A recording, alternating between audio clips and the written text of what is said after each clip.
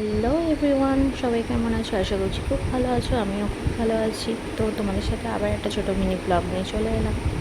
এই সকালবেলা ঘুম থেকে উঠলাম, উঠে তারপর সব জানলা ঠান্নাগুলো খুলে দিলাম।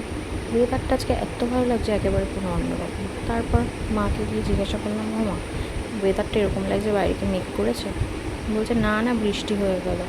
তো মাও দেখছি সমস্ত কাজ টাজ করে, মা একটু আলু কেটে দিচ্ছিলো আমাকে, কারণ ওর যে ডিউটি বেরোবে, ওর জন্য একটু টিফিন করতে হবে। ততক্ষণে আমি ব্রাশ ট্রাশ করে ফ্রেশ হয়ে মুখ টুক ধুয়ে নিচ্ছিলাম। তারপরে মা বলছিল একটুখানি তাড়াতাড়ি উঠতে পারিস না? তো আজকেও লেট হয়ে যাচ্ছে। প্রতিদিনই ভেবে ভেবে ঘুমাইছি আজকে তাড়াতাড়ি উঠবো, উঠে সব কিছু করবো, কিন্তু হয়েই ওঠে না। তারপর আবার টুকি মেরে দেখলাম যে বৃষ্টি কি আবার হবে। আজকে ওয়েদারটা সত্যি কথা বলতে খুব ভালো লাগছে। তোমাদের ওখানেও কি বৃষ্টি হয়েছে? আমাদের কিন্তু অবশ্যই কমেন্টে জানাবে। তারপরে আমি আলুটা ভেজে নিচ্ছিলাম।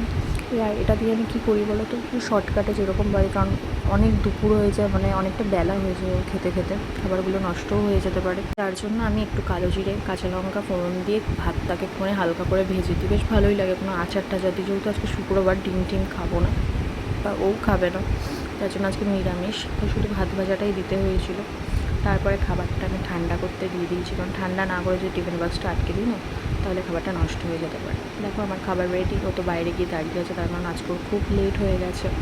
যাই হোক, আজকে তাড়াহুড়ো করছিলো যে তাড়াতাড়ি করো, তার জন্য আমি তাড়াতাড়ি করে খাবারটা দিয়ে ওর হাতে দিয়ে দিলাম। তারপরে এই যে দেখো বেরিয়ে গেল। দেখো ওয়েদারটা কি দারুণ লাগছে, প্রত্যেক দিন যদি এরকম ওয়েদার থাকে। তারপরে আমি বাইরে দাঁড়িয়ে পরিবেশটা অনুভব করছিলাম, খুব সুন্দর লাগছিলো। আর মাথাটা না এত যন্ত্রণা করছিল, কালকে রাতের থেকে খুব যন্ত্রণা করছিল। আমি সেরকমভাবে মাথাতে তেল তো দিই না বলতে গেলে, সবসময় বেশিরভাগ টাইমে শ্যাম্পু করা থাকে আমার মাথাতে। তো আজকে আমি যেহেতু না পেরে আমি মাথায় তেল দিয়েছি। কী তেল দিয়েছি তোমাদের সাথে আমি নেক্সট ভিডিওতে শেয়ার করবো, যে আমি কী তেল লাগাই বা কী অয়েল। আমি আর আমার মেয়ে দুজনেই এই অয়েলটাই ইউজ করি। আজকে সকালবেলা থেকে উঠে এই সময় ও বেরোলো। সত্যি কথা বলতে কী বলো তো, আমার না সকালবেলা সেরকম একটা কোনো তাড়া থাকে না। মায়ের সমস্ত বাসি কাজগুলো করে রাখে, আর তারপরে আমি উঠে ওকে, আমার তাড়া থাকার মধ্যে হচ্ছে আমার দুটো কাজ। একটা হচ্ছে ওকে টিফিন বানিয়ে দেওয়া, আর হচ্ছে ওকে এক কাপ চা করে দেওয়া। তো চাটা আজকে ওকে মাই করে দিয়েছে। তারপরে এখন আমি চা খেতে, এবং সত্যি কথা বলতে কী বলো তো, আমার না গরম চা খেতে একদম ভালো লাগে না।